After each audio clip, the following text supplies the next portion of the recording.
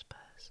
And today we're going to take a look at the latest copy of Postscript book sales catalogue.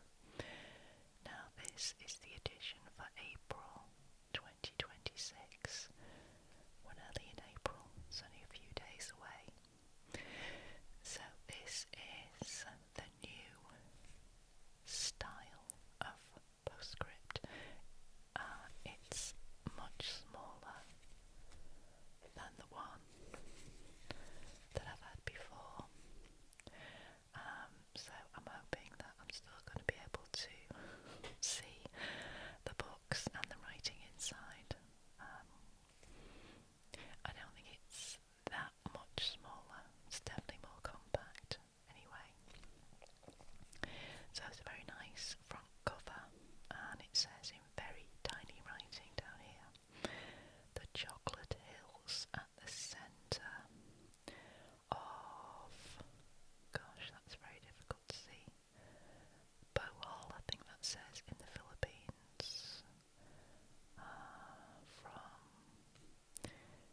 Chung Light on page 33. Anyway, nonetheless, it's actually from a book inside the catalogue. So let's have a look inside.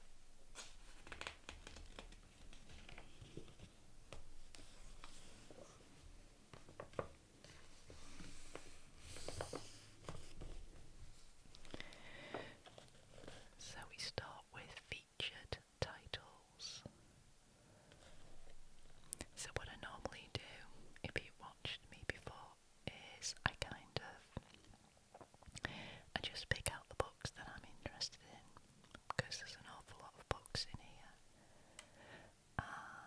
So this one here is attracting my attention. It's called Edge of Empire, the Antonine Wall, Rome's Scottish Frontier. And it's by David J. Breeze. Was $14.99 and now $4.99. That's good. It says, for just one generation in the 2nd century CE, the Roman Empire's northernmost frontier was not Hadrian's Wall, but the Antonine Wall across the Forth Clyde Isthmus. This introductory guide sets out the wall's historical and military contexts, highlights details of the construction, and includes photographs not only of the monument itself, but also of important sites and artifacts that have been excavated along its 37-mile length. I know nothing about that, so that would be an interesting book to have a look at. I do love history books, especially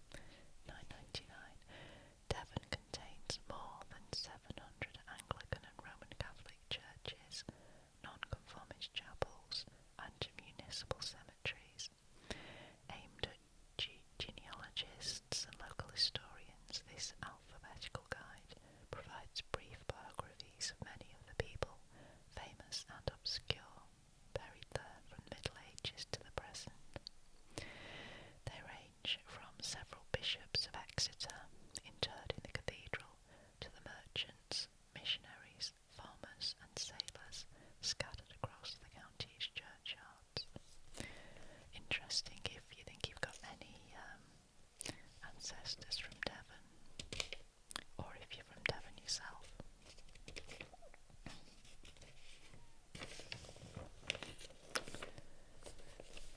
And then we have social history.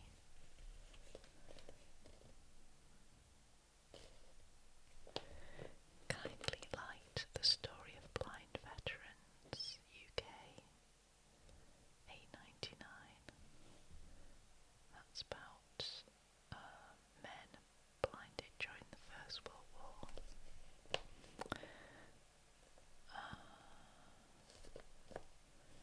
The Heartbeat of Wounded Knee, Native America from 1890 to the present, £10.99. And then across here we've got True Crime. Rogues, a general history of the lives, murders and adventures of the most notorious rogues, £8.99 by Charles Johnson.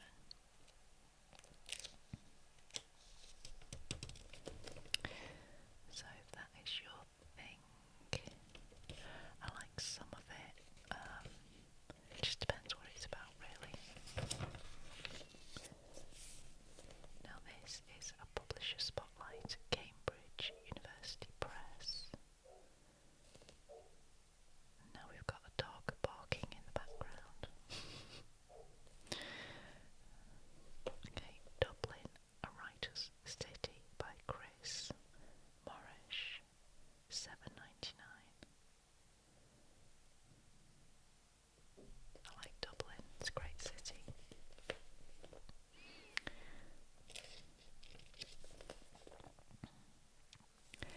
Early medieval Britain, circa 500 to 1000, £12.99. Book about horticulture, £19.99.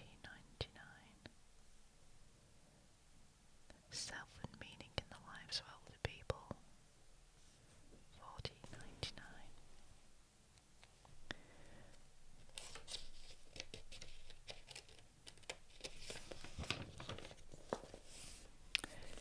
And the British Isles. I do like books about London. This is Memories of London and an Excursion to the Poor Districts of London by Edmondo de Amicis, £5.99. On his first and only visit to London in 1873, Italian author Edmondo de Amicis noted the magnificence of the metropolis and recorded his impression in the witty observational style that would later become his trademark. His essay is paired with a contrasting, contemporaneous account of life in the deprived area of the city by the French travel writer Louis Laurent Simonin, £5.99.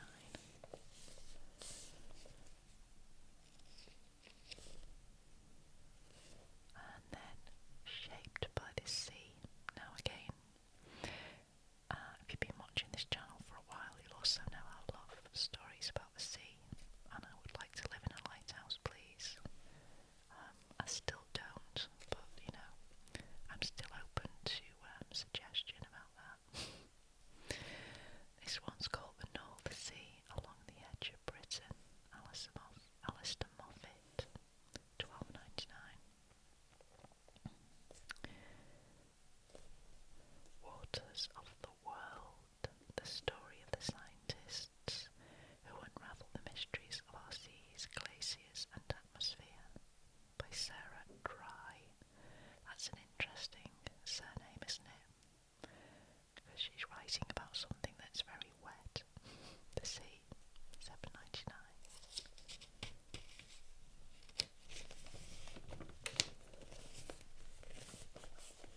And here we have a journey around Britain.